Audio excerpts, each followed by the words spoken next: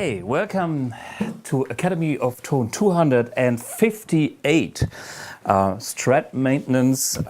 Pardon me for playing a Stratocaster when the Les Paul would be the well appreciated instrument for that song, but everybody knows I'm a Strat guy, and this episode is about the Strat maintenance, something that we all should do before we go on stage. Make sure that our guitars are in best shape to perform well. And I came up with the idea of this episode because I finally decided to change my volume pot. You probably all remember my scratchy volume pot, and it's totally smooth now.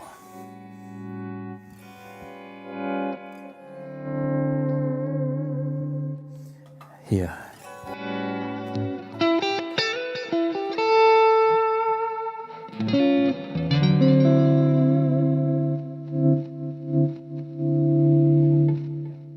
And as everything, things are not so easy as they seem.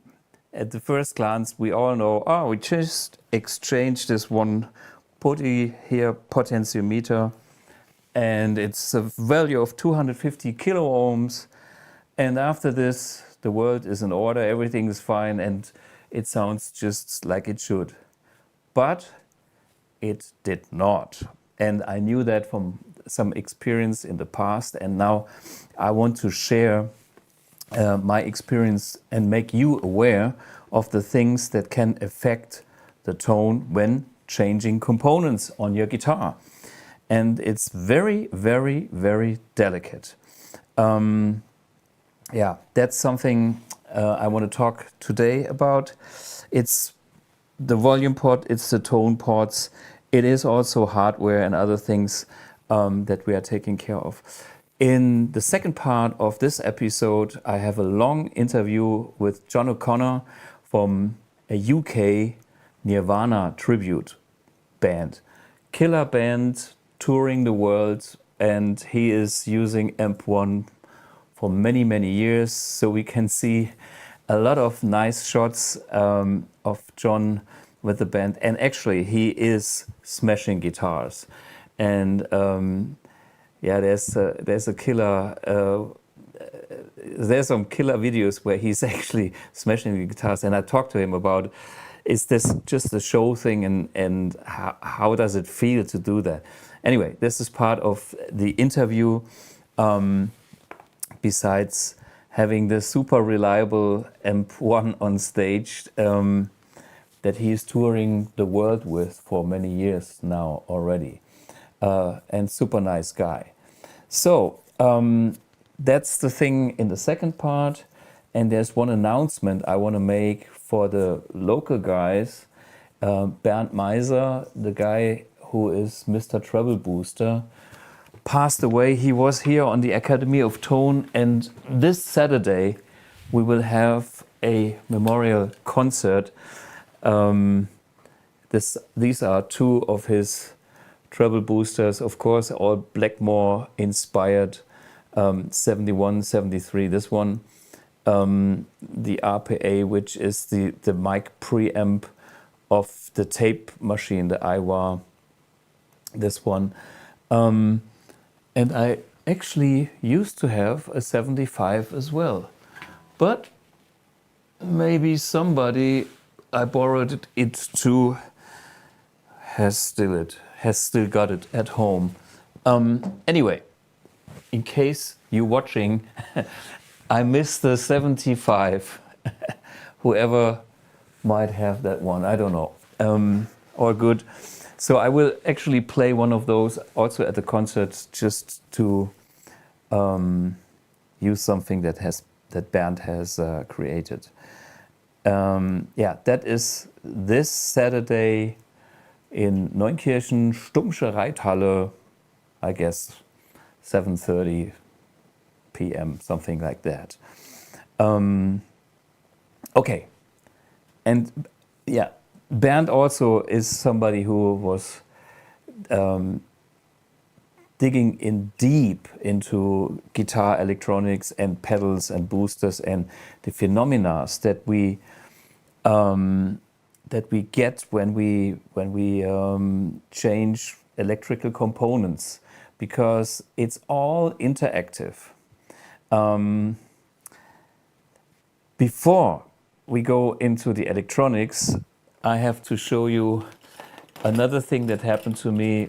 This was breaking the Whammy bar. And in my collection, I could find another, bunch of Whammy bars that have been broken. This is how they should be. They should have a thread like that. And they all break here because of some heavy action. And I used to have a very, very horrible experience in my early days when I was breaking one of those Whammy bar arms and not using that Teflon tape. Teflon tape is used for plumbing, and what I do is, I can simply show it to you. I use a Whammy bar like that, and then I wrap it around the thread. Okay, now with the guitar in my hand as well, something like that. And then this is scissors. I have everything here. Wait a minute. Let's do it so you can see what I'm actually doing here. So about this length, bam. And then I'm trying to wrap this around the thread. Down and up again, and make it a little bit thicker at the end, like this. Okay, that's plenty already, so cut this. And then this arm into this guitar will not have any contact with metal from the arm to the metal of the block. Because what can happen is, if the metal touches the metal, you can have, I had this, the thread kind of gets stuck, and then I couldn't get it out there. I was trying to drill holes in that. I was trying to use a little screwdriver, and it was so stuck that I had to destroy the part that was inside the block, and it was a nightmare. Since I'm using this Teflon tape, which is super cheap, you get it in your plumbing department, they all break at the same point, and it's always, see, there's even a little bit left here of that tape, of that Teflon tape. See that little thing here? So this is the proof that I was using that. And then it's so easy to get it out, because it cannot be stuck, because in between the two metal elements there is the Teflon tape, which is, it's easy to get them out.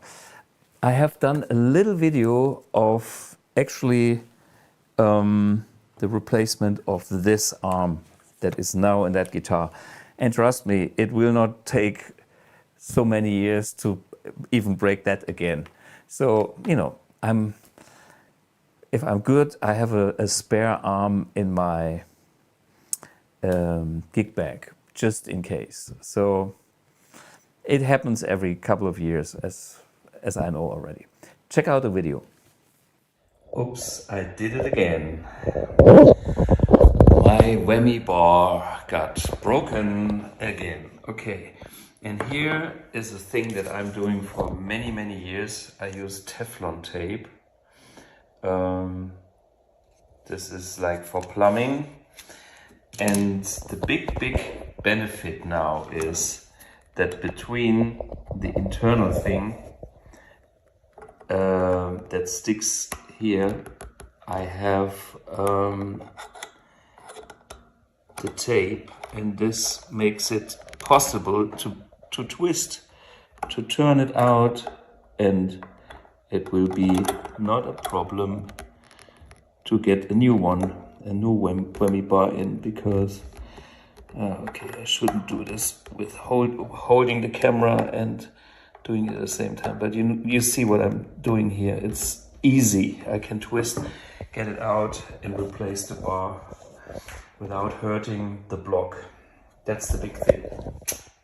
Yeah. Okie doke. So this was the whammy bar.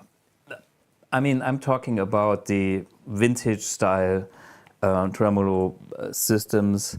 There are modern ones where you just click them in, and they're probably even sturdier so that these arms don't break. But hey, it works. I do heavy action with it, and you know, it still works. The guitar is still in shape. I have done a couple of videos also on how to set up a whammy or a tremolo system on a Stratocaster. Me being the guy that likes it free floating, so I can go up and down.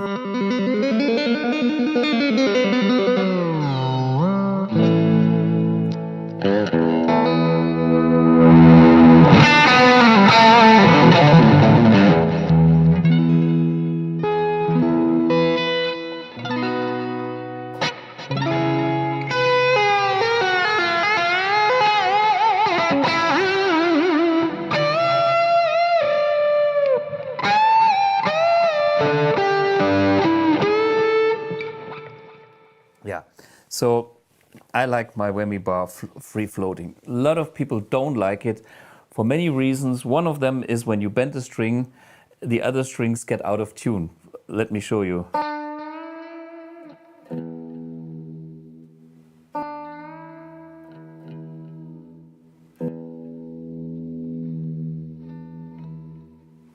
So that's something you have to learn how to deal with that. That's a strat. Doesn't happen on any Les Pauls or other guitars. It's part of the instrument, and it's like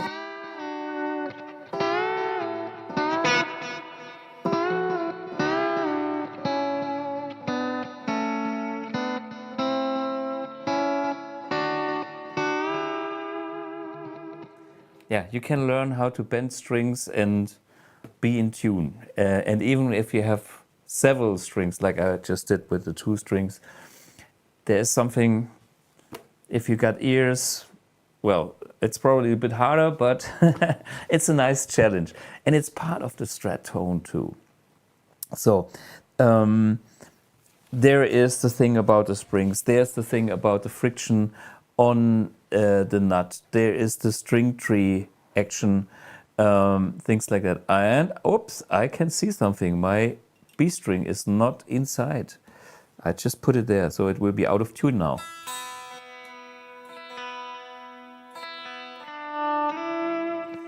The trick here is I tried the string tree to be as high as possible so that the strings don't get out of the little grooves here when I dig in hard, and I'm digging in really hard.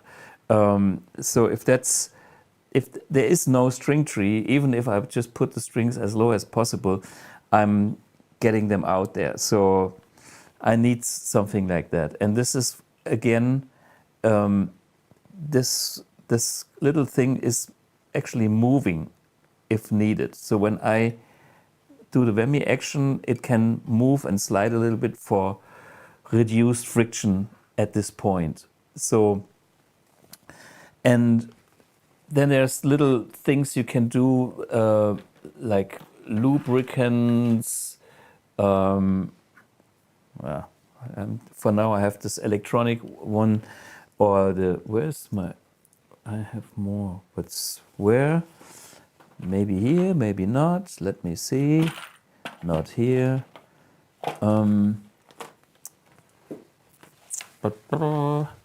Anything in here?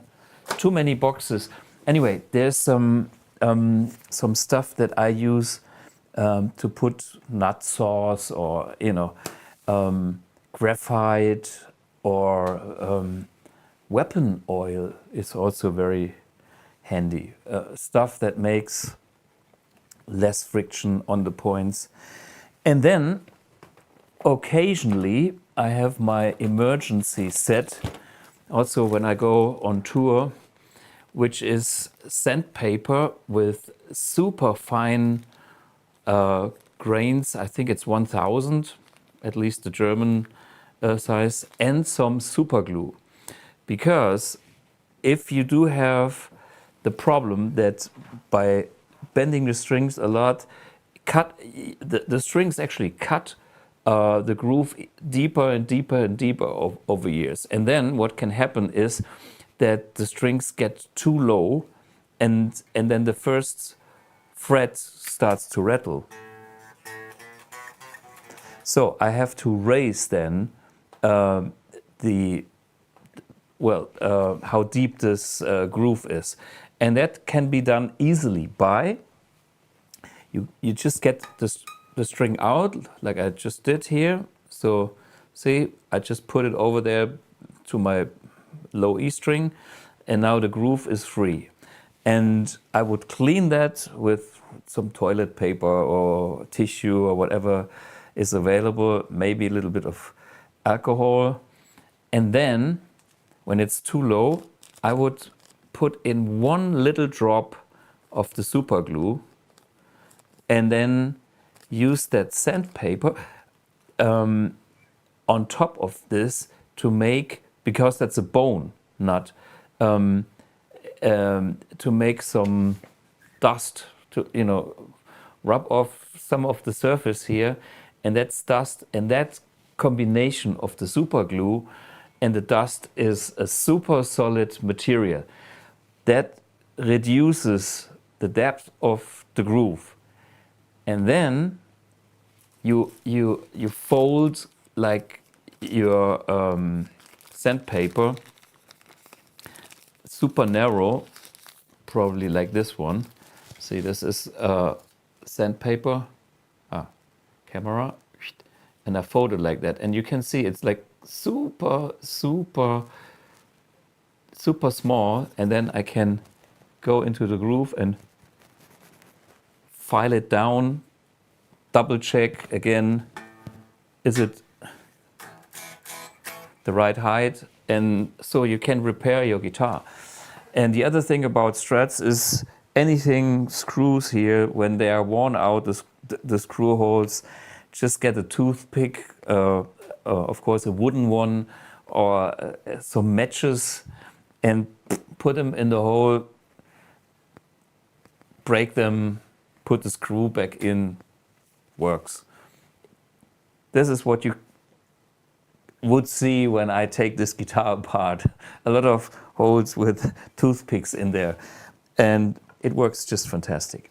One more aspect about my Teflon tape on the whammy bar. It's also, I don't have the noise, the wiggle noise of the whammy, because it's a soft contact. So it's like,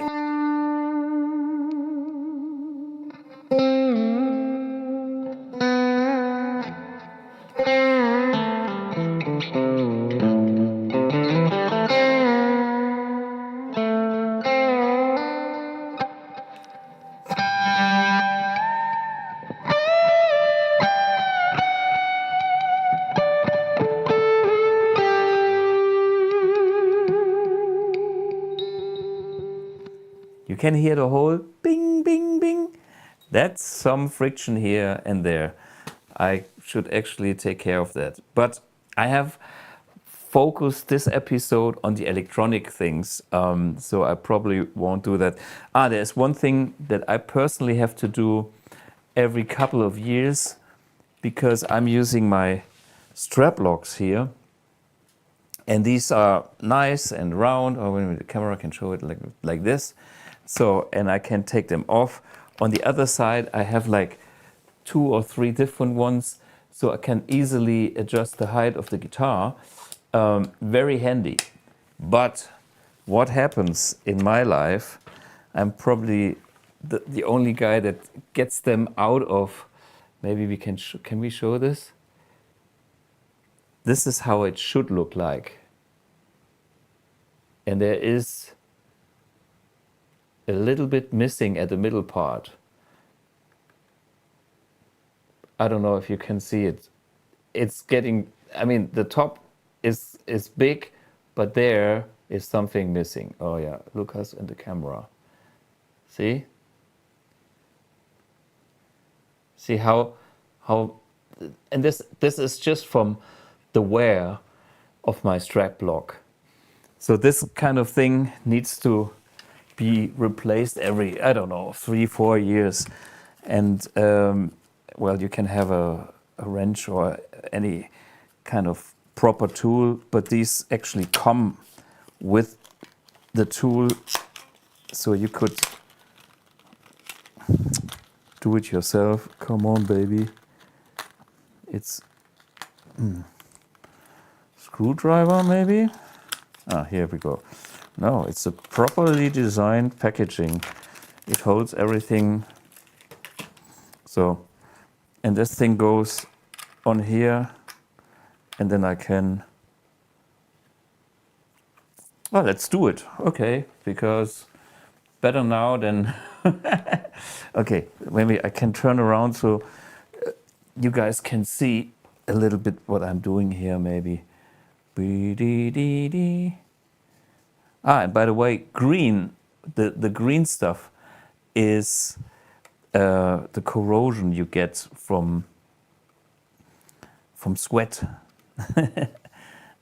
So here is the thing, and now I want to show you again. Wait a minute, where's the camera? The focus. So there's wear. See, there's something missing. Okay, get the new one. Can we see all the toothpicks in there? Several, I'm sure. So, and then where did I put my tool that comes with the stuff? Yeah, and just put that back in.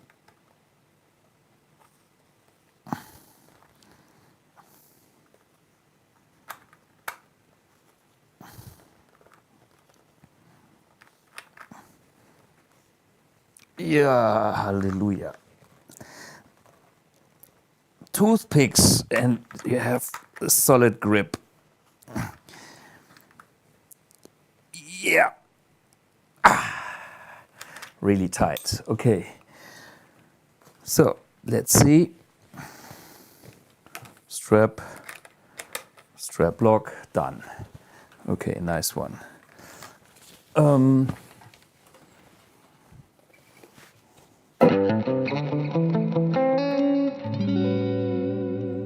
Okay.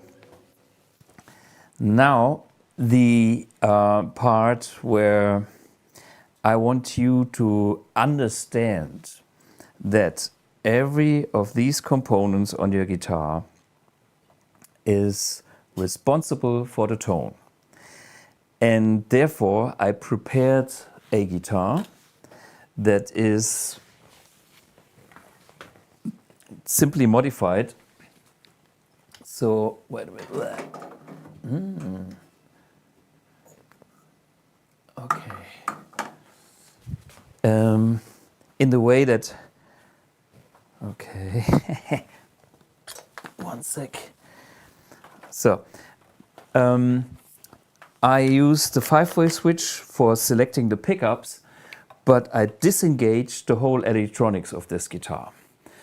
And to replace the electronics, I have done a little box here, and that box gives me access to one tone potentiometer and gives me access to the volume pot and an extra potentiometer that I can dial in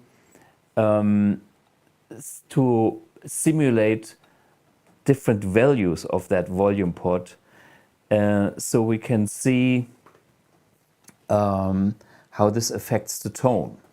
And here I have, at this point, I have two different capacitors for the tone that is here.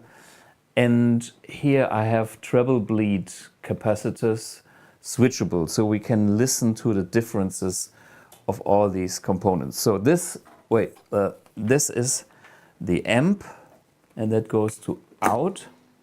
And this is now the guitar. And maybe you can see here, there is no reaction on the potentiometers on this guitar anymore. So the only thing that works on the guitar is the 5-way switch.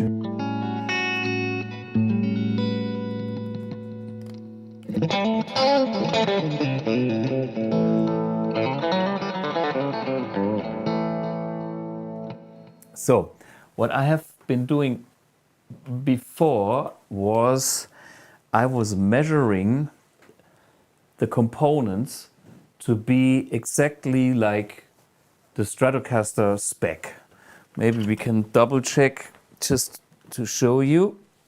I would have my multimeter. I would go here and somehow I should see 260. Let's say it should be 250 kilo ohms. I can dial this here. 40 is 250, 57, 50, 48. I mean, you know, that's 270 already. 57, 56. Okay. So, you know, this is 250. Perfect. So this is what the world expects in the Stratocaster at the volume position. And then we get a certain reaction with the guitar. Let me show you. So, okay, I know I will turn these knobs and it's these, but okay, remind myself. By the way, these treblocks is also nice. It's simply the beer from the beer cans with the plop. We have those in Germany. The beer usually tastes better and they can be used for straplocks. And some people drink beer with a blue straplock.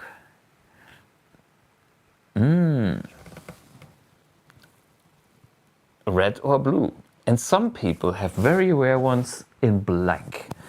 Or you buy it from Joe Bonamassa for shitloads of money. It's the same thing. Okay, so we have a 250 kilo ohm potentiometer here. And let's dial in, wait a minute, let's dial in the vintage channel.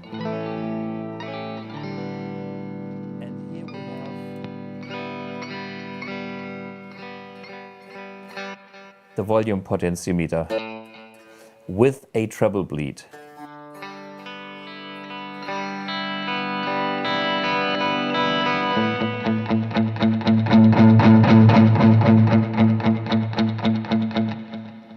I think you can hear when the treble bleed kicks in.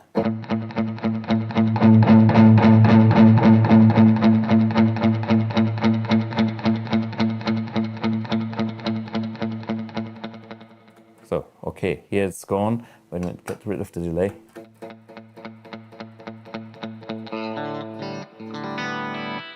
With this switch, I can switch to different treble bleed capacitor values. They are not too far off, because if they would be way higher or way lower, they would sound strange. So I was just using the ones that I personally like. I'm using a treble bleed without any resistor, neither being it in serial nor parallel, simply a one capacitor that bridges in and out of your volume pot. And now let me switch through the different values.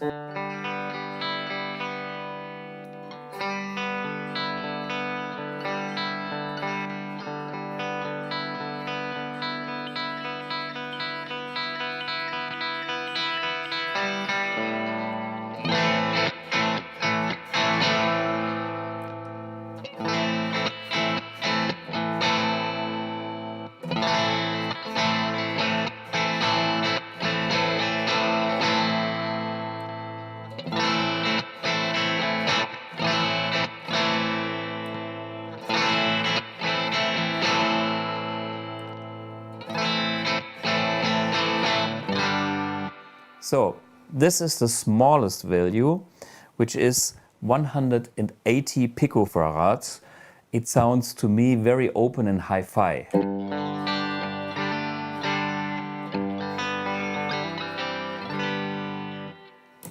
Compared to this one, which is, I think, 300.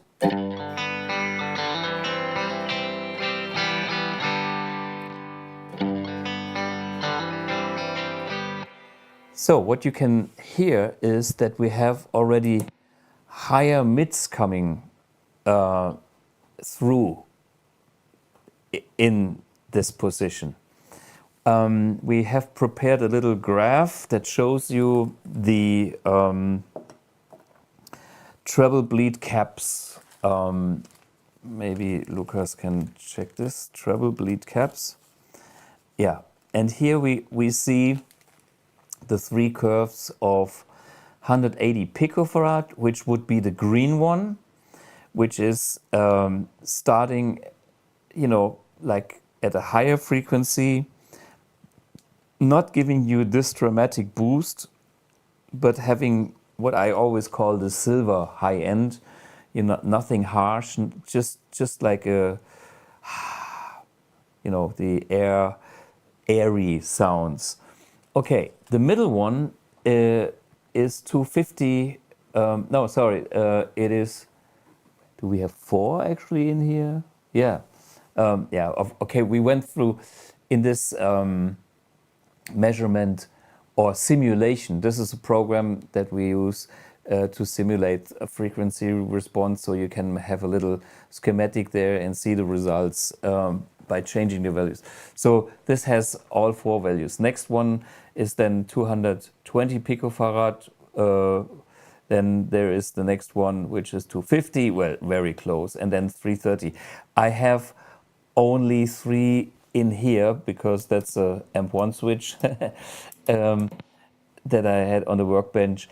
And this, I had 180, 240, and 300. This is what I had here.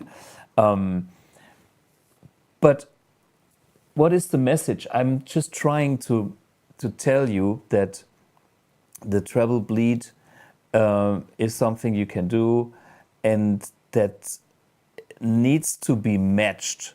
And now comes the big thing, to the value of this potentiometer. Remember, I was measuring this and I was like biasing this with this extra potentiometer to be exactly 250 kilo ohms. So listen to what happened, to what happens when I dial in another setting on this potentiometer.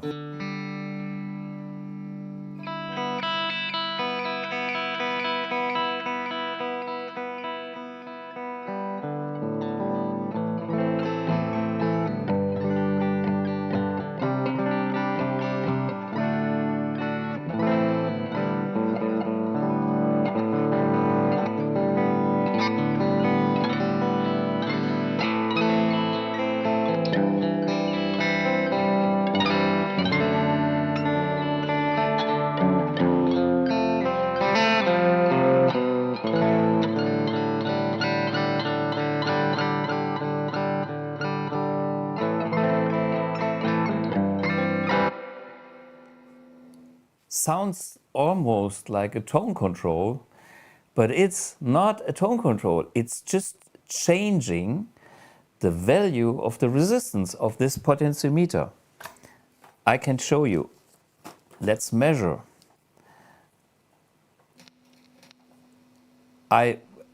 From what I remember, the sound, I would say this is now 150K, 190. 180, okay. And this can actually, you can get potentiometers. Let me go higher. So this is 230, and this is 190, 180, 170. Let's say we have something like 210, because 20% of tolerance, which you get with a potentiometer from 250 is 210 or 200 even. So let me plug it in so you know what you are getting.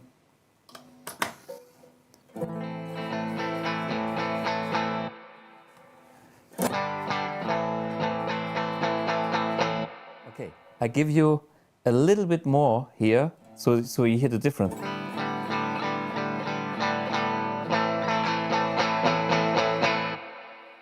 Let's measure that. Wait a minute, I should be on but let's measure that. See, this is 290 already. Let's go for the overdrive sound, because this is where I was on clean because the measuring makes noise. Let's go here. How much sparkle you have, you know? How much twang and openness.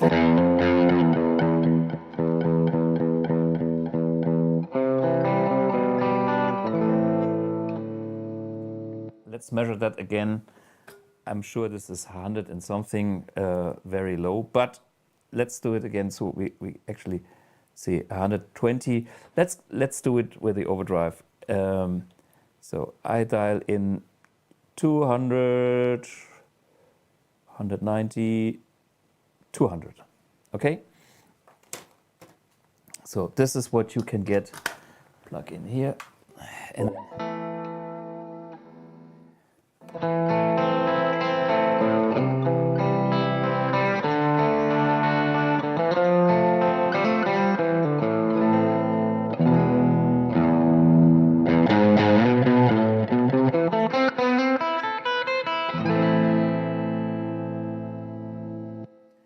now let's do exactly 250, and then we go to 270, which is kind of my favorite value.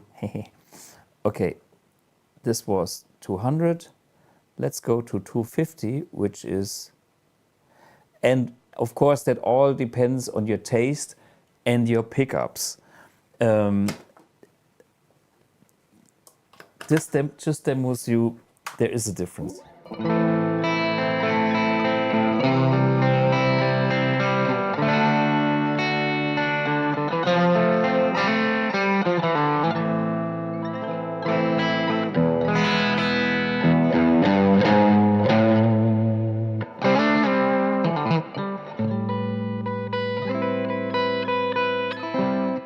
Some sparkle, I would say. So let's go just slightly up. I dial in 270, which is my personal preference. 50, 70. Well, honestly, with my other BluGuitars and my real 61, this is a maple neck Strat, which is actually using slightly different pickups. So maybe we find something better for this guitar. Let's check out 270, which is the one for the rosewood fingerboard guitars.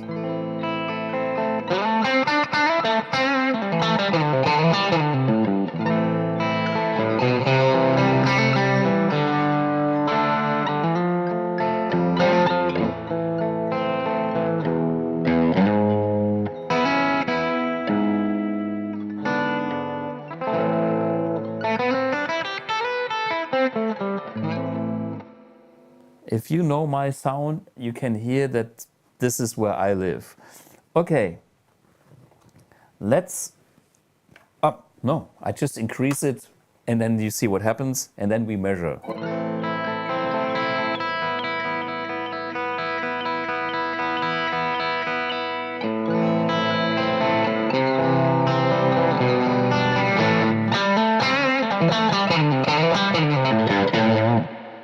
I think this is super spanky and super bright.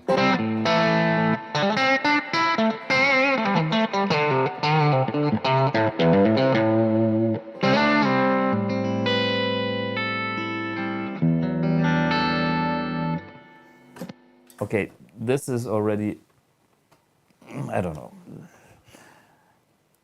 towards 300K. Oh, see, 500K. 590. So this is what your Strat will sound like when you have a Les Paul type potentiometer in your guitar. Some people like that. But you can hear that there is a lot of high end that if it's there all the time, it's probably getting on your nerves.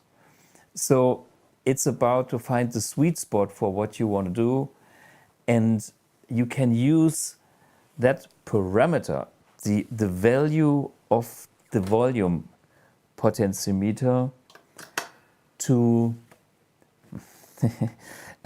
to define your tone in the way where you want to have the tone sitting in the spectrum. If you have a guitar that is super dull, then probably it's something that might sound better if you get a volume potentiometer that has a higher value. So the way to do it is you usually buy several of those and then measure them and select the one with a higher value. That's how I do it. And I write 240, 268, 275 on the back of those, and then I put in what I feel should be a good combination for the guitar.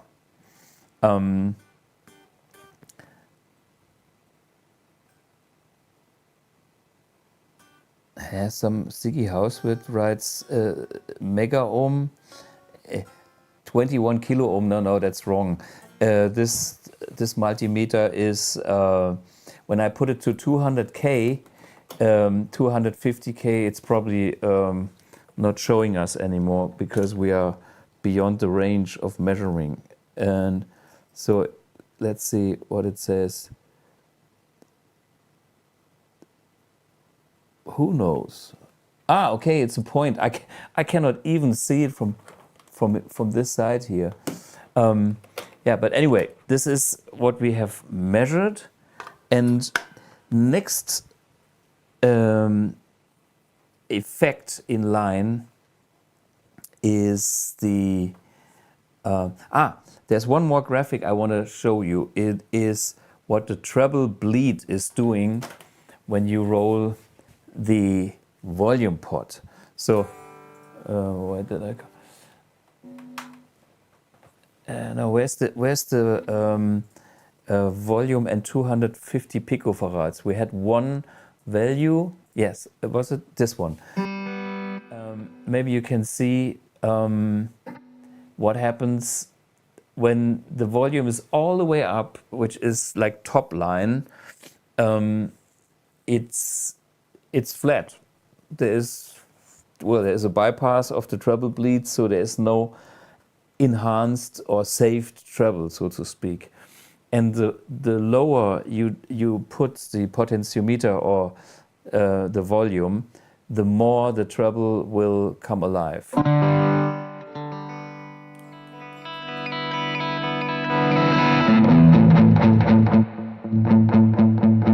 But here.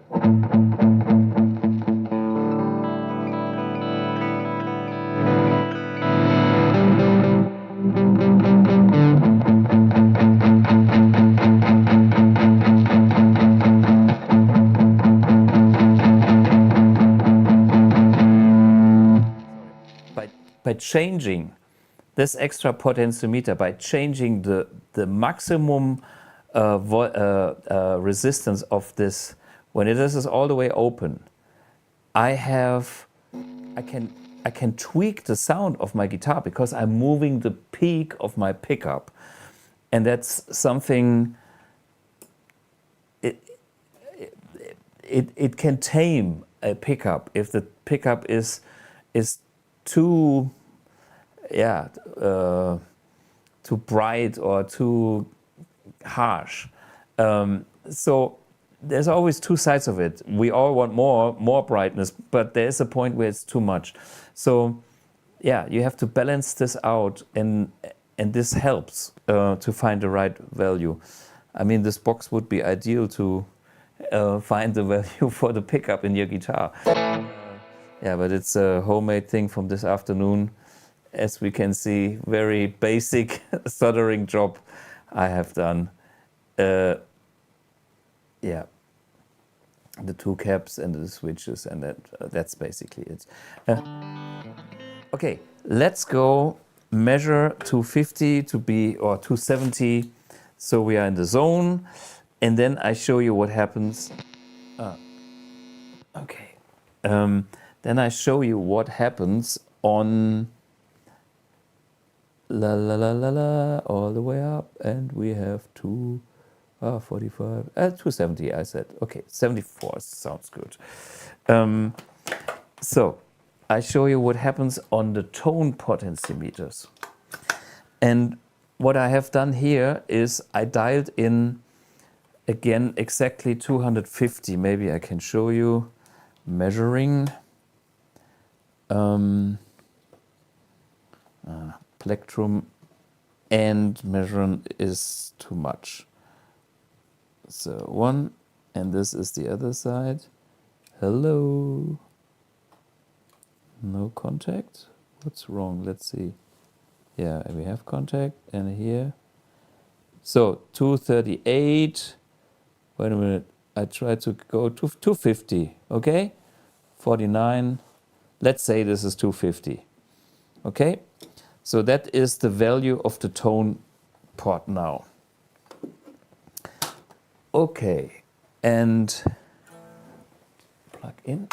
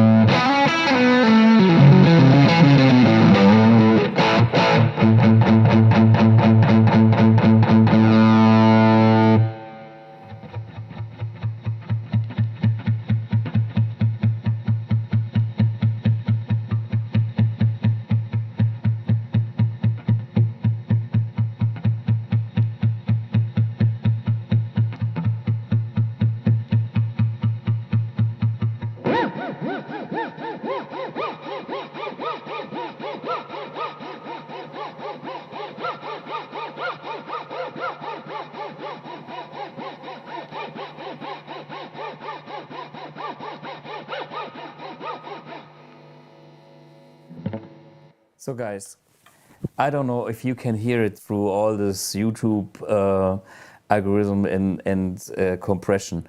There is one capacitor, there is no capacitor, and here is another capacitor. And this was exactly 250K, like tone potentiometer all the way up. And I could hear some tonal differences. Maybe you have another idea. I play a clean tone and do the same thing. Okay. Okay.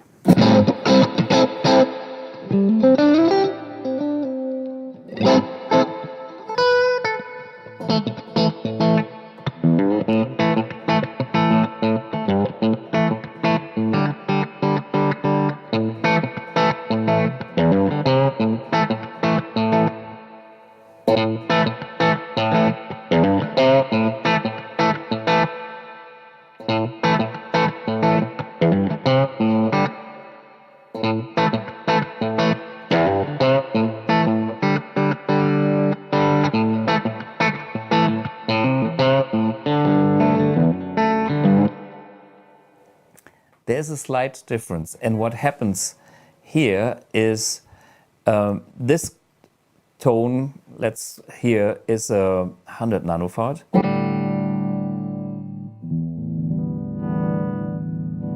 This is what I love on my neck pickup.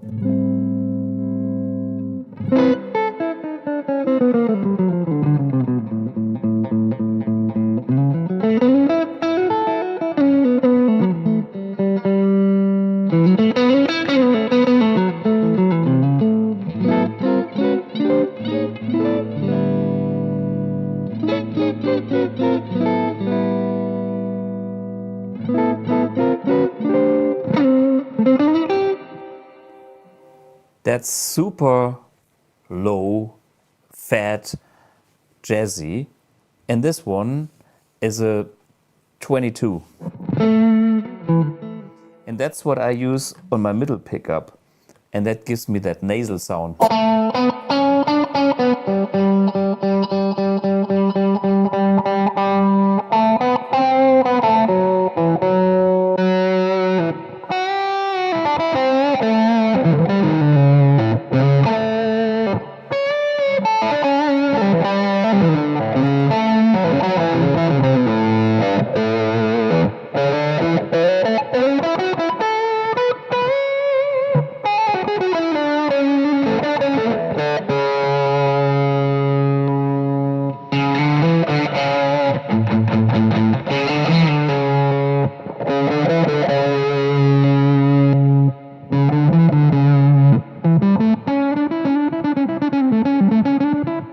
Okay, the super dark one, I would never use this heavy. So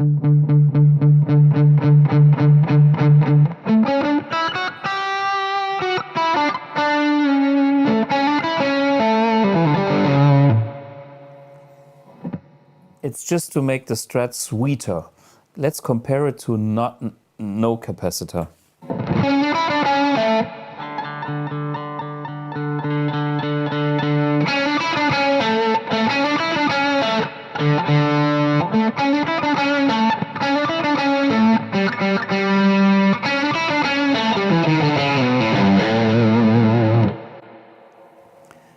Okay, you get the picture.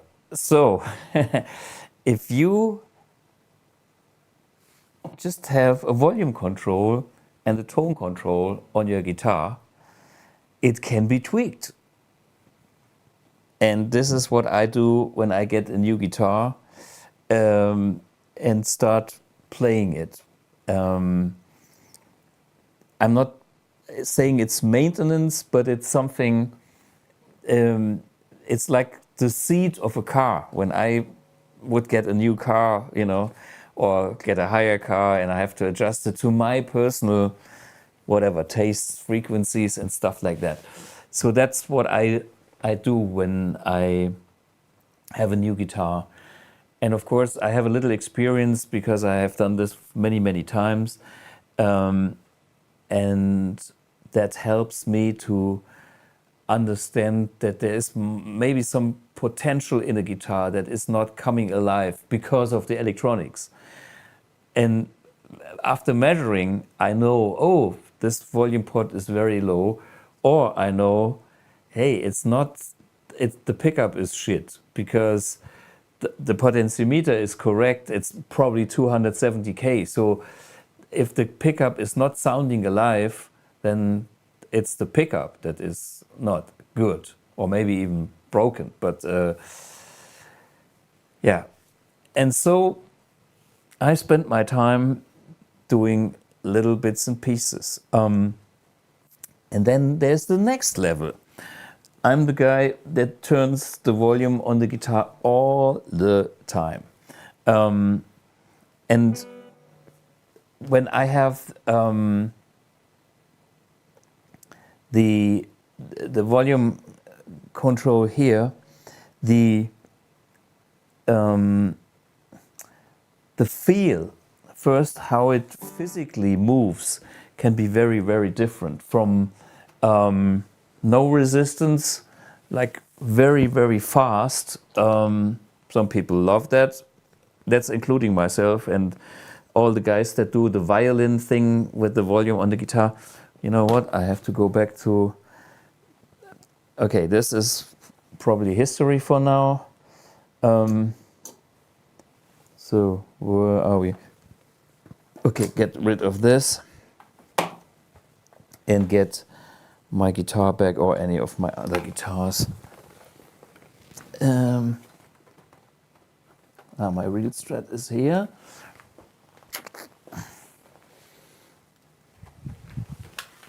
So,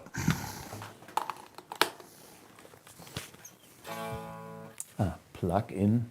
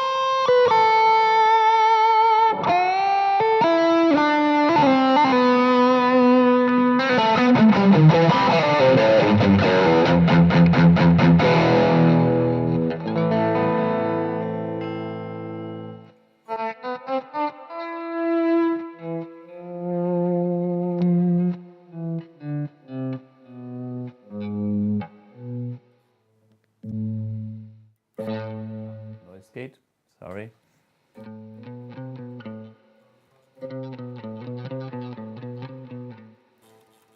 And there is a little dead spot on the one of your volume port. We have that with any guitar and any port, but see.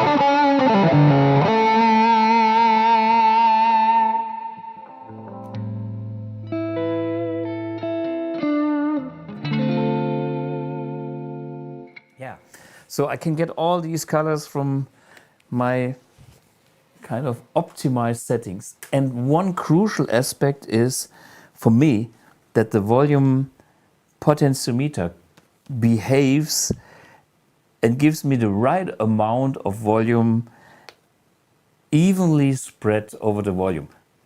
There is no evenly, it's just a feel thing again.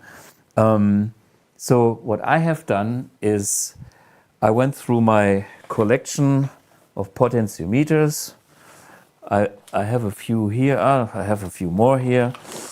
These are CTS pots from Tube Amp Doctor, Germany, with special audio taper curves, pretty good stuff. I have some Dunlop, high-end volume pots. And I do have, this is left over from my experiment that I will show you on the video, a real 1964 CTS pot. So this is what these should be like. And guess what? Of course, sorry, it's not. It is something similar. I don't know. We can argue. Here is another old one. You know, there's people with dating. Then I have Japanese ones. Then I have, all kinds of different ones. Let me show you my video, because I went through, I think, 7 or 8 different potentiometers trying to find the right one. Check it out. Okay, this is a very expensive Alessandro pot, but I have to admit, high quality. See this?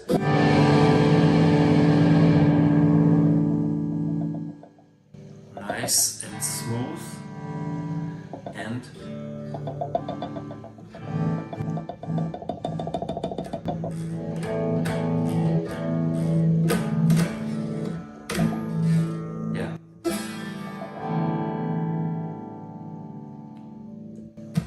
very start, very good. Now Dunlop 1738.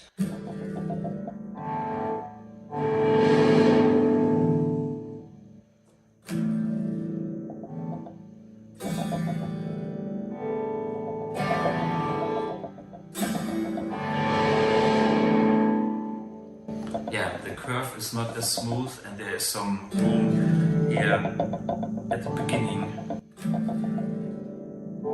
Like one number not used. Not bad, not good. This is a Terwin.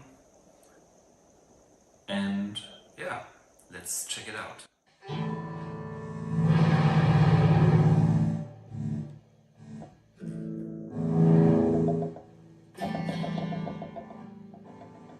Aha, see the first part is more or less like a switch.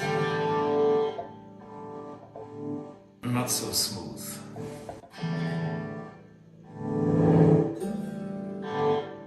And you can see here it's also dead for that, like one number.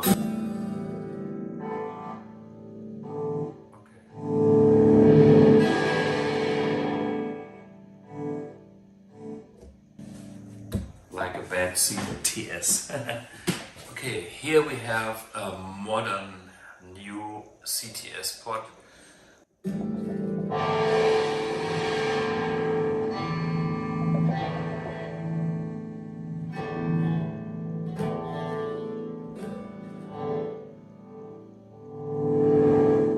Okay curve, but the beginning. Here. Dead. I turn, one, and then it starts.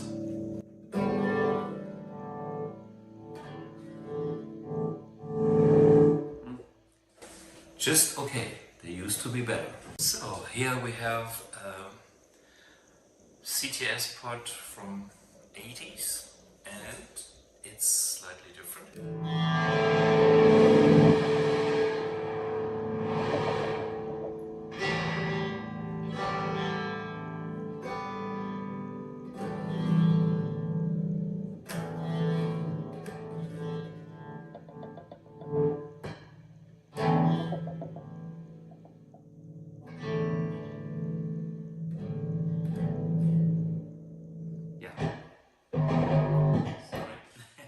So this one, I believe, has a smoother beginning, which I like.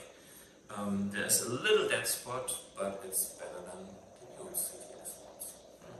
Yeah, and here we have a made in Japan pod, and let's see.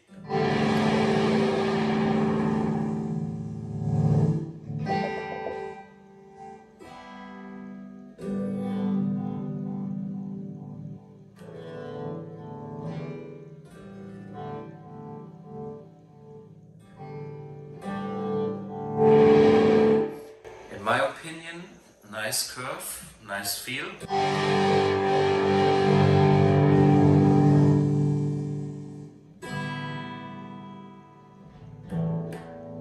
But for some reason, the very beginning, sounds not as bright using my bright cap than the other ones. Well, what can we learn? Pods are different. So, and finally a CTS pod from 1964 vintage.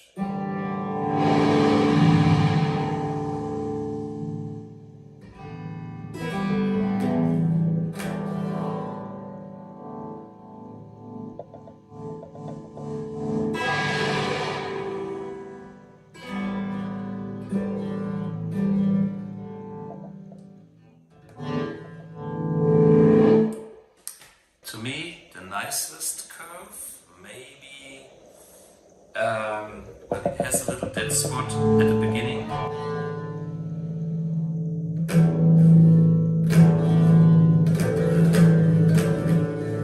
Yeah, of half a number, maybe. So, okay, pods are different. Well, what did we learn? Everything matters. The potentiometer it's only a resistor, a variable resistor. What also matters is if you have a treble bleed, what kind of value that is. But it does even go further. For the next esoteric level, you can hear differences in the material being used on the capacitors. And the same thing goes for the capacitors on a tone control. So these values, these different type of capacitors can be found in different eras of Fender guitars, 50s, 60s, and so on. And even if there is a potentiometer in line with these capacitors, I do hear a slight difference. Okay, let's be nerdy and try something crazy.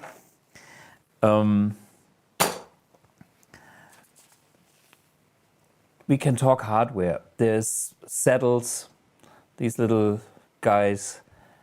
This is where the strings, touch the block. Yeah. Now I want to see if you can hear the difference of something even weirder. I'm talking about the screws. So these screws, of course, aged, but that doesn't matter.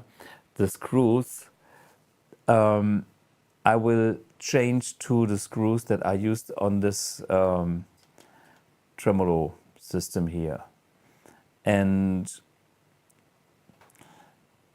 I have done this and I can hear the difference.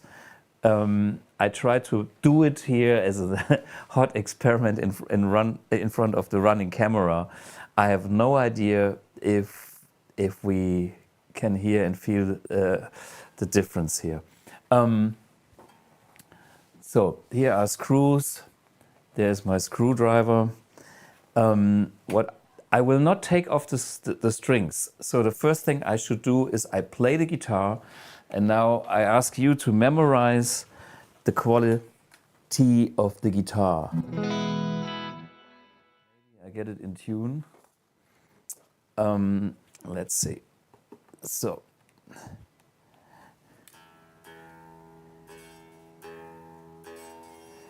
By the way, while I tune up, these were all the components in the electronics that I was talking about. Where is it? This is the pickup. This is the potentiometer and the capacitor for tone. And oops, on this side we can see the volume potentiometer and the treble bleed. Super easy. So.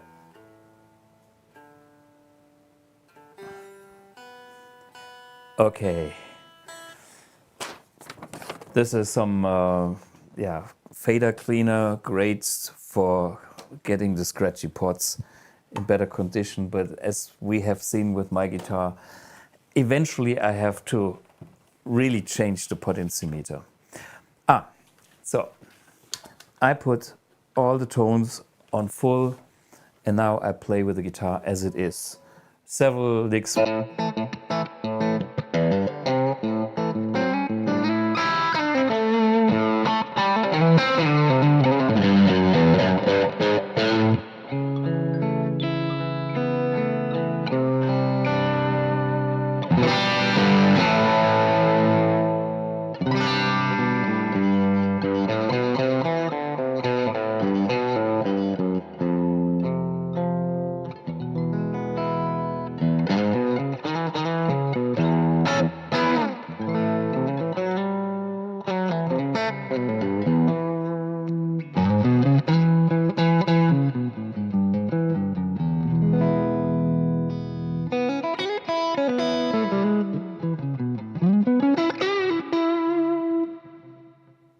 So, okay, I'm a bit mean now. I use the screwdriver and get rid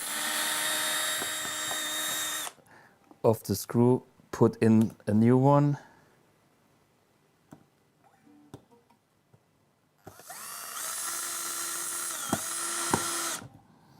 So do the same thing for the next.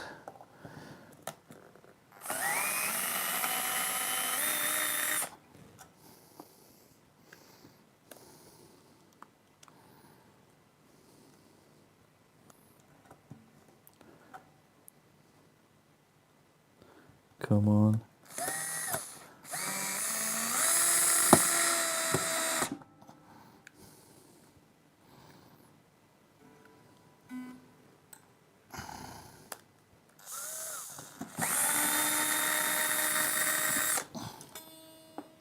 I hope not to break a string, because then everything gets out of, you know.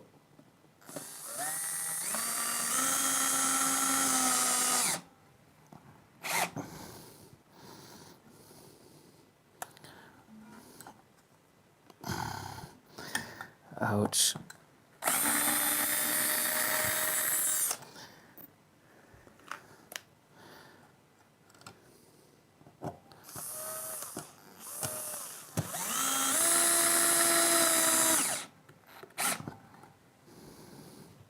I try not to block the whammy bar though. So I try, I mean, it's a quick and dirty job now. I'm not sure if I can really, but let's try. Okay.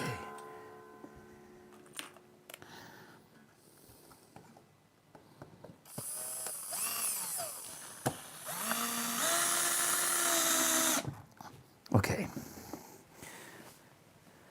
Hallelujah. I did not change the volume pots and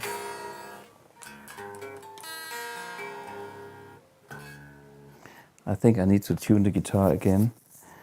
Otherwise we would be disappointed. Something happened to the tuning. Let me see if the setup job is... Okay, tuning.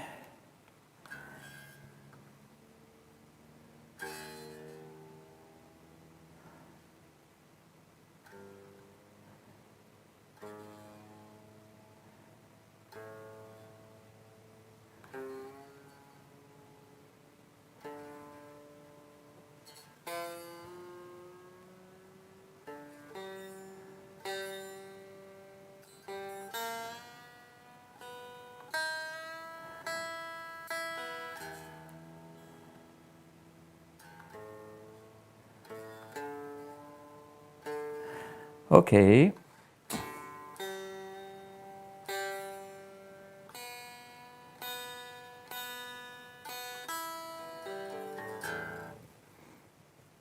Plug in, haven't touched anything else. Get rid of the tuner because that might change something on the headstock. And here, hello, I turned down the knob.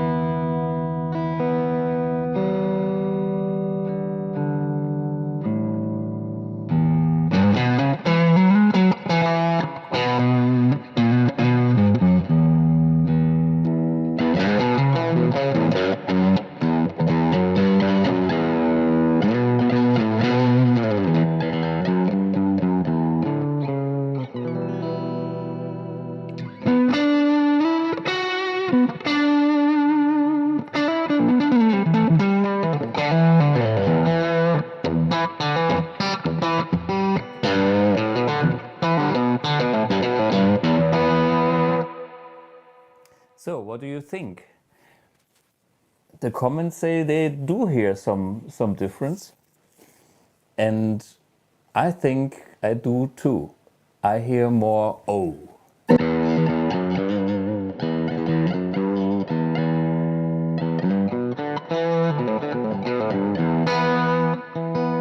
Hey, what? Magnetized, yes, but if these screws were magnetized, no. These were just fucking different screws from a different material, slightly longer and a little bit thinner. That's probably why we lost the intonation. See, the one that I put in now is longer. It's the H screw. I mean, we could now tell the world it's all about the aging, but it's bullshit. Aging is just cosmetics, in my opinion, when it comes to screws. But here, this is yeah, two different components, and it's fucking different. Everything on a guitar makes a difference. Okay, now I should set up my whammy bar the right way. I need a regular screwdriver. Yeah, it's maybe I do it next episode or I do it after afterwards. I have to adjust the height of the screw so that it's moving exactly like I want it. But you can hear the tonal difference of bloody screws on such a system. Maybe you like it, maybe you don't. All I'm saying is it is more complex than we all think. And I'm all about little details because I know that all these little details here and there, they sum up to something that I like more or less. Maybe it's voodoo, I don't care. If I love voodoo because it sounds different, and that's all what matters. And this cannot be measured. Is there anything that measures this kind of O frequency?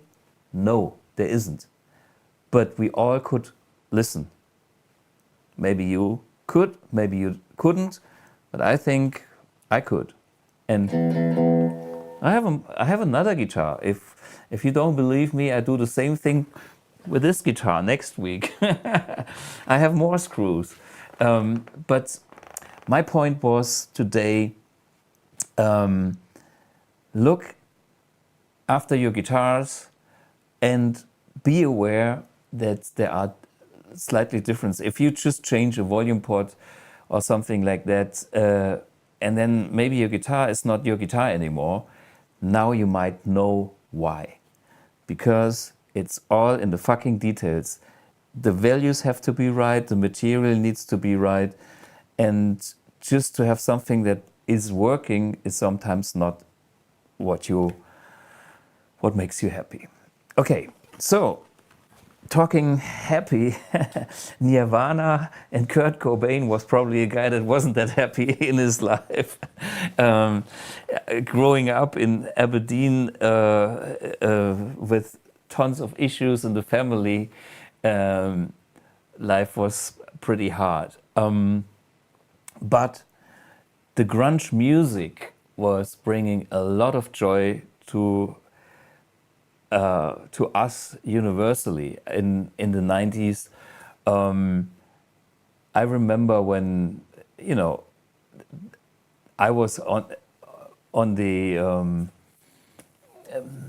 well, the sophisticated whittling community, but Smells Like Teen Spirit, nobody can ignore such a great song. I mean, it's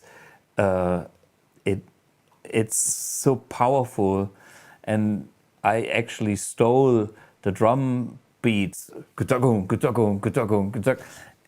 for my Hendrix version of All Along the Watchtower, you know.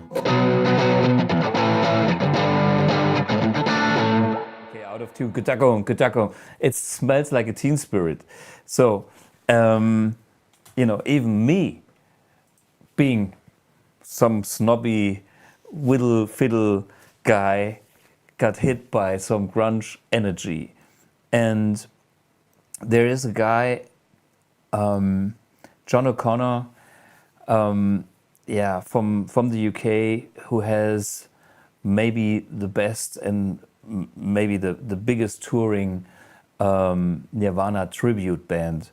And I'm sharing the posts of people that are using amp-1s, with the reposts. And every time when I see a huge crowd and a crazy guy on stage lying next to it after a smashed guitar or whatever, just being happy, exhausted, and there's a amp-1 in the picture, it was always him. And this happens for years now.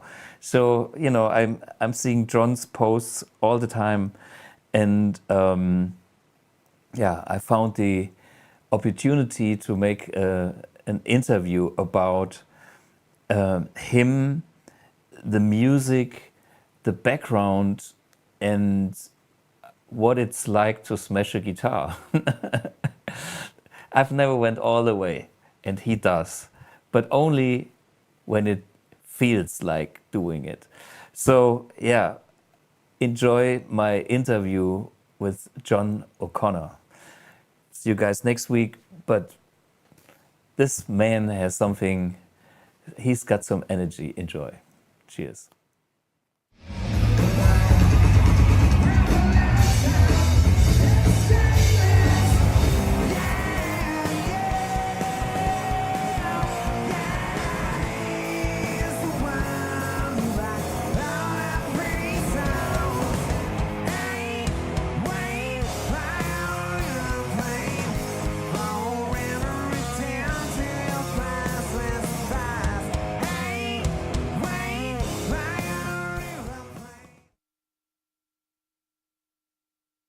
Hey, ladies and gentlemen, here we have the one and only Jon O'Connor, the Nirvana tribute frontman, playing the guitar, singing from the UK, London, and elsewhere. London and elsewhere, yeah. We just say London because it's easier. Yeah, I guess everybody has heard of London. Yes, well, I mean, my the drummer Brad, he's from Wales. And originally the bass player is from South Africa, and I myself am from Ireland. So it's a bit geographically spread out. It's easier to just say where you're based from. Yeah, cool. And you have been touring the world with the Nirvana tribute for the last 15 years. So, and I heard about shows in Australia and Thailand. And have you ever been to Germany yet? Yes, we were in Germany. I think it's been about 5 or 6 years now. So I can say on this that we are planning some shows in Germany at the moment. So stay tuned. We'll announce it soon. Yeah, and for me, how did you connect to the music of Nirvana in a way?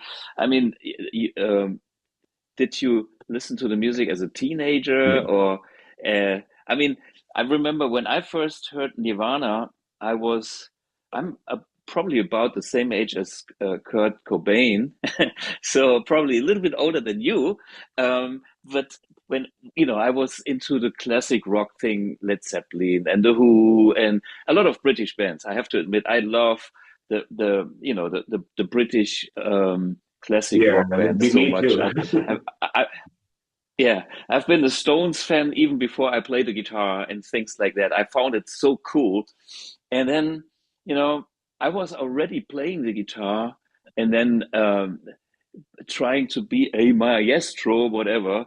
But then that Nirvana thing even hit me in a way like, what is that? The sheer energy was something that impressed me. I mean,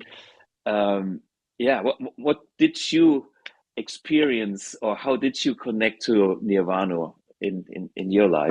Okay, so I was lucky enough when I was a kid, when I was really young. There was some older kids around the neighborhood, and I managed to get hold of some tapes of like Metallica and stuff like when I was a kid. So before that, I was really fortunate when my parents and my uncle gave me a record player when I was about 5 years old and some Beatles and Stones records. And it began, Sure. okay, Yeah. because how could it not? How could it not? Okay, because that music is so Yeah. great. Yeah. And it just makes you look for more. It makes you look for what else is out there when you hear something like that. It hits you in a particular way. Yeah. And I just went searching and I found Metallica and I thought, well, that's amazing. I'd never heard anything like that as a young, small boy, you know? Yeah. And so then Yeah. a new kid came into our class, into our school, and into my class, and with him came a tape of Bleach, and I had Ah. never heard anything that was there was no like there was no solos, you know, far away were Yeah. scales and everything else. This was just raw punk, and I just fell in Yeah. love. I fell in love with it, and suddenly that little band that I like so much, everybody likes so much because Nevermind came out a short time later, and they were huge. Yeah. It just Push. exploded, Yeah. and you will remember at the time, everything changed. Fashion changed, Yeah. TV, Yeah. Yeah. everything that you can see around you, it seemed to touch every part of life. So, such a strange Yeah. thing that one little band could do that, right? It's so strange. Yeah, but it was, I think everybody could feel the honesty in the songs. I mean, there's something you cannot deny. If you feel the music, if you feel the personalities behind the music, and I mean, we all know that Kurt Cobain had a very intense life, with divorce of parents and living in very strange Yeah, situations emotionally, and then ending up taking drugs and the whole 9 yards. But through all that mess was shining through a personality that I can feel when I listen to any Nirvana song. I mean, it's like it's so brutal yeah, honest. I mean, it's just like it's not fake. There's some music out there that people try to be somebody and try to shine. And especially guitar yeah, players, they yeah. try to be, oh, I'm a superstar. I practice all the licks, and then you shred the licks, and there's no meaning. It's just like, hey guys, look can, what I have practiced, or what I can do, and you cannot. But Kurt Cobain and Nirvana music is the total opposite. Is condensed emotion, personal, and it every second you this is what it is. It is like, here, I'm naked. This is my song, and It's very raw emotion. if Yeah, you are, yeah, and that, I think, if you are a sensitive person, you get that. yeah. And either you like it, but it's so honest that I think you have to like it somewhere. At least, you have to. It's.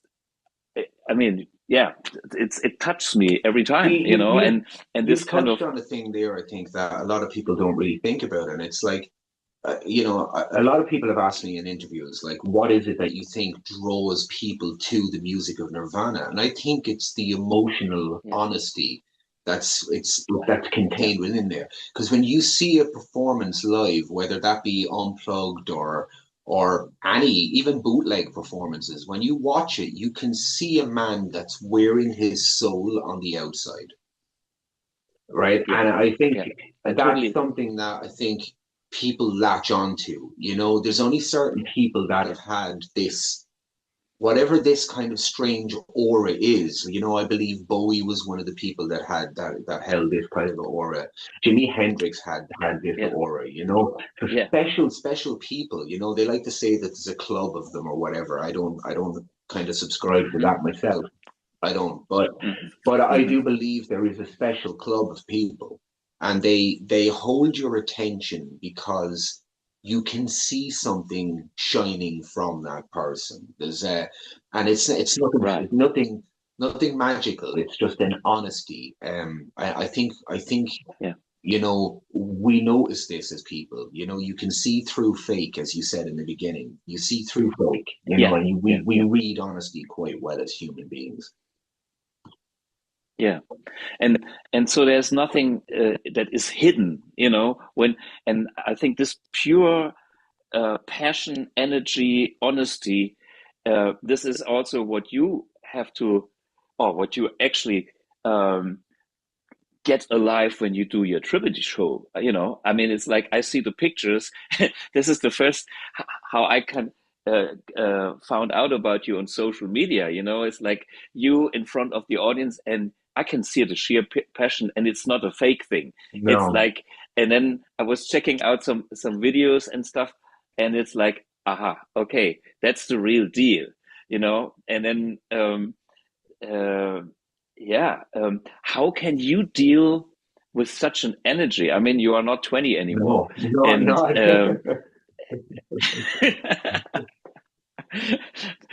but I can see that you still enjoy it. But I mean, it's okay. But how do you feel when you do such a I performance? I will be honest with you, right? So when I like to kind of think that when I walk on stage, I leave Jon O'Connor stays in the dressing room. Okay. It's that he's not there. He's not there. When I walk on stage, people that come and see the shows, they all know, especially the ones that return again and again, and they know I don't like to speak very much on stage. I don't want to ruin I don't want to break the fourth wall. I don't want to ruin the illusion for people. And when I do speak, I speak because I'm speaking from the heart and something has touched me or the audience Right. reaction. Yeah. When I go out Yeah. there to deliver a performance, what you see on stage is genuine. People ask me right about smashing guitars. They're never classic Yeah. Fenders. People, don't worry. Okay, they're just cheap guitars, right? But believe me, I deal with a lot in my life like everybody else, and I take it out on those guitars Yeah. on stage. So what you see Yeah. there is not part of an act. I'm taking my angst and energy. I don't do it every night either. I do it when I feel like doing it. When I dive into the Yeah. audience, I do it because I'm caught up in the moment. We don't plan anything. I don't plan anything. I take my soul with me on stage like Kurt did, and I try to wear it Yeah. on the outside.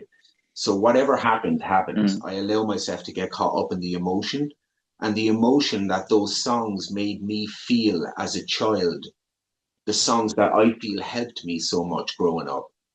I try to Yeah. deliver Yeah. those songs with as much emotion, remembering with every one of them how they really make me feel. So Yeah. trust me, I'm not delivering a fake performance. Like, and if I look like I'm I, enjoying it, I, I am. If I look like I'm upset, maybe I am. You know. yeah. Yeah. So And I think I can feel even that when I watch, videos of you being performing on stage, and I think it, it, it's a very nice thing to have that as, an escape from your whatever family yeah, life. You can you can go into this other side of you, and it for me, making music is a self therapy. yeah, It's like anything that I have during the week, with my amps and problems and suppliers and whatever techs and trumps and what other shit is it going melts. on. I go on, yeah, it's like I'm totally cleansed after my gig on the Yeah, weekend, and it's I would actually pay money for that kind of relief. But the good thing is I even get money for it a little. Uh, see, we are really fortunate in that way when you think about it. We yeah, have a therapy in music, yeah, and that's something yeah, that some people probably don't realize. And I do a lot of the backstage stuff for this band, and it's stressful, and it like you said, and because and you have meetings and emails and problems and logistics and things. yeah, But when you walk on stage for that hour and 20 or an hour, it just melts away. yeah, It makes everything worth completely worthwhile. And that takes me back to your question about age and about not being 20 anymore. When you walk on stage, does age matter to you anymore? Does your age matter? no, No. no, and I don't even feel pain. For instance, I was knocking my big toe, and I had some pain. So I was walking on stage with like, ouch, ouch. One side was always hurting. The first song, it wasn't there Yeah. anymore. I'm on natural drugs, enjoying myself, and, and the pain comes back, but not even that night. The next Yeah, day, yeah. It's like we have like an internal yeah. free pharmacy. Yeah, which is so cool. Hey, talking about the pharmacy, I see your pedal board there. So what kind of toys you have with you when you go on Okay, so stage? my setup at the moment, my setup changes a lot, because I go in and out of favor Okay. with some different pedals. But at the moment, okay, so what I'm Yeah. using at the moment is I'm of course using the Blug. I'm using the Chromatic. I'm Yeah. using a Boss Flanger, the BF3 Nano Hmm. Clone Chorus, because Yeah. I just the small clone. There's a small clone. This is brighter than that. I think it Yeah. cuts through a lot better, especially on solo stuff.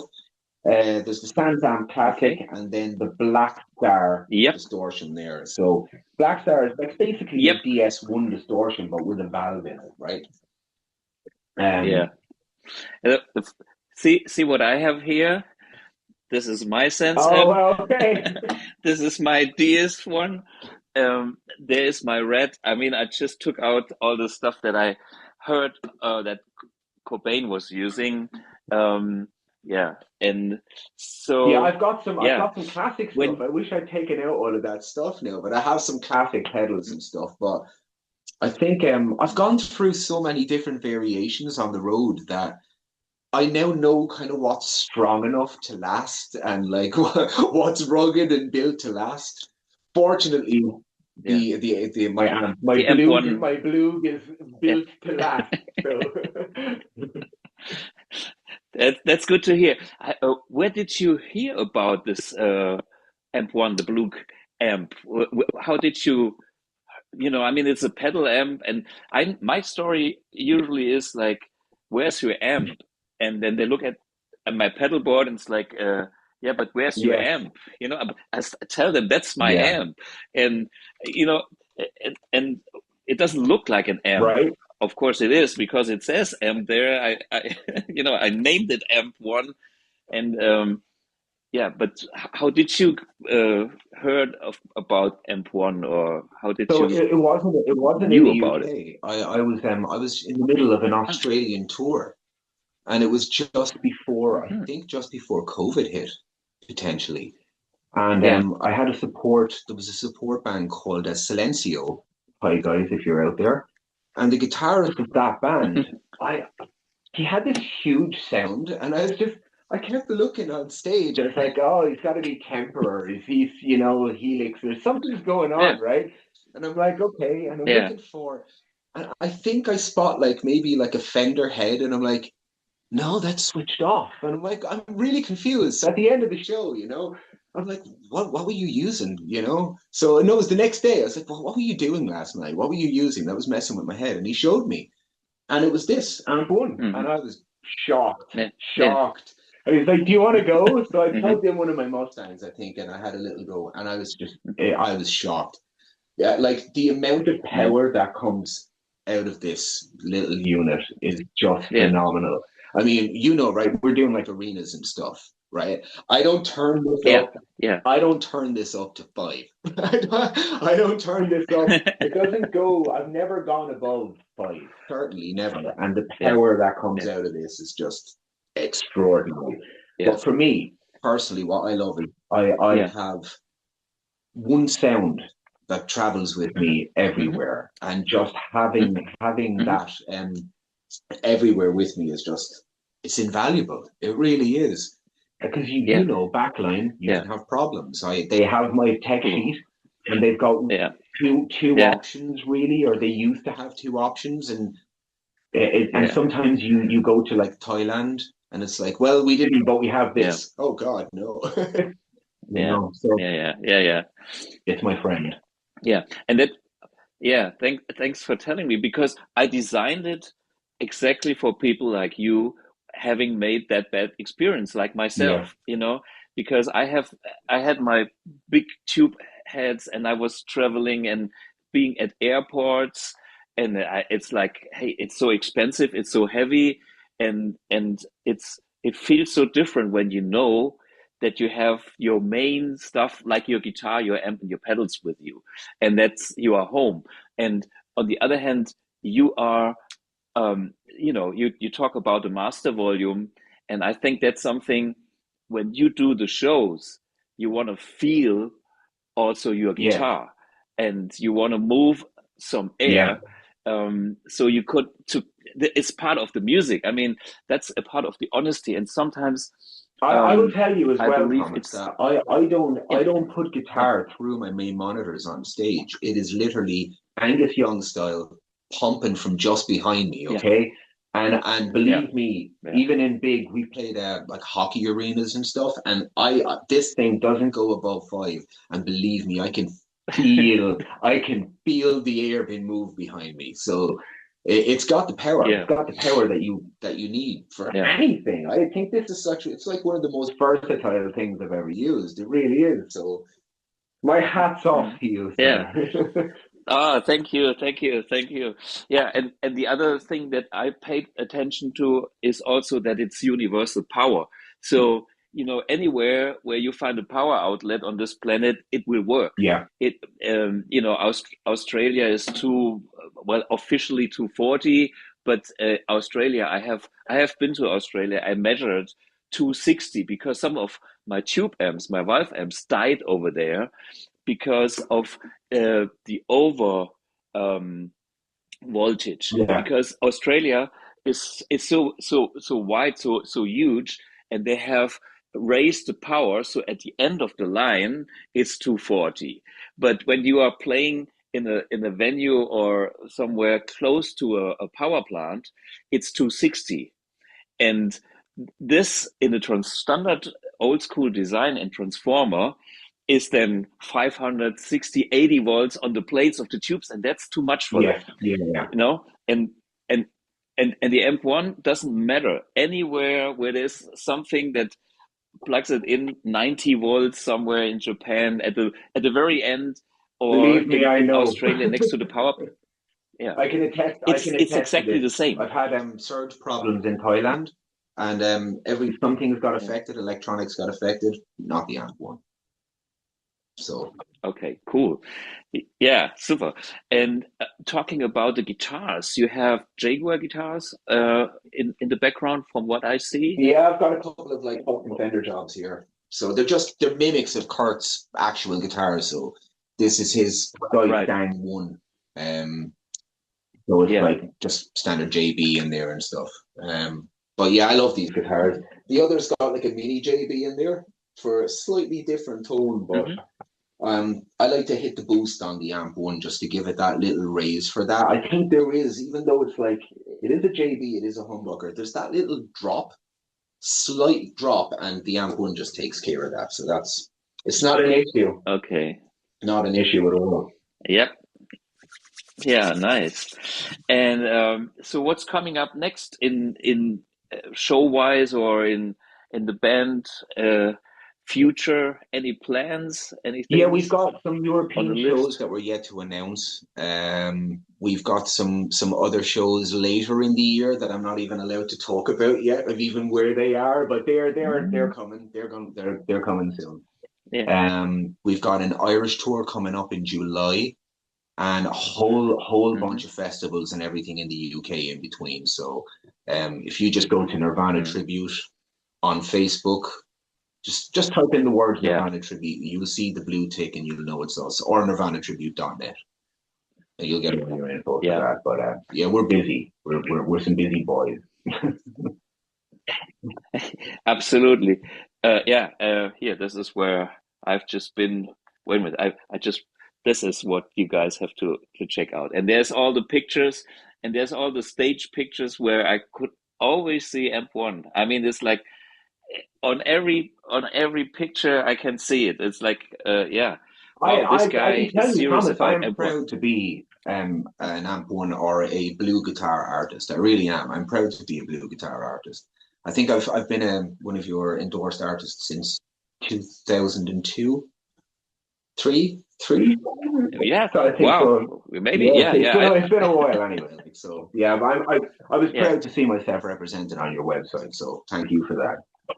Okay. We will. Yeah. I make sure we share some more of your content because I always loved it. One more question to you is it when you smash a guitar? I have done it not many times. I remember when I was young, I had one Squire Strat being on stage. It was a JV Squire Strat, Yeah. which is sought after these Right. days, but it was like the one that I had when I was in my late teens, 19 or whatever.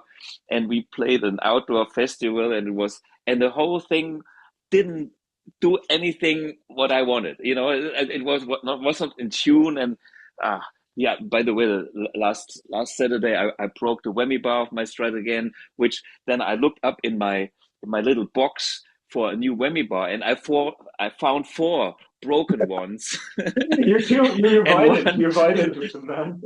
yeah, yeah. So anyway, but I remember I had this one moment where I had the energy when I was so fucked up about a guitar. So I thought, okay, now I do the Ritchie Blackmore, and of course I wouldn't smash the guitar, but there was like a way sideways where I could see there's no audience because I didn't want to hurt anybody, but I went for it. I went for it. I was like doing this and then let the Strat fly into the fields. Of course, nothing happened because it was just green grass and it was Not the landing effect you were looking softly for. and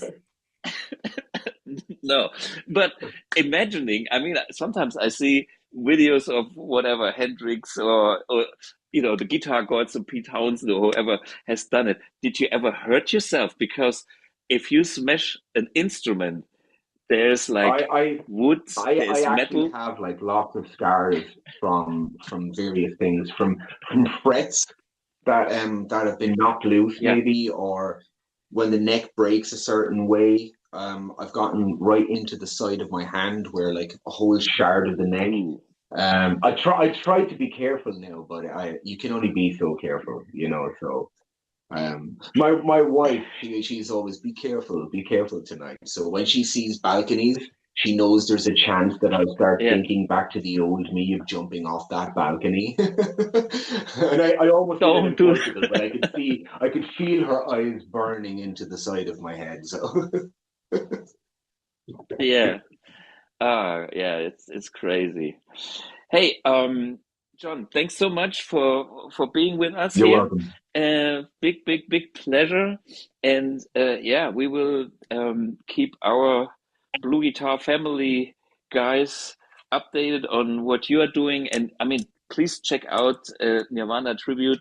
Uh, serious serious band, serious touring, the real deal. As what else can I say? I'm impressed, and Well, before we yeah, go, people thanks. always ask me about my tone, and I will say the main part of my tone Yeah, comes from the amp one. So check out the amp one. okay. Thank you, Jon, and yeah, let's stay in touch. And if there's anything else we can do, let us know. And yeah, we're happy. We're happy. Thank you.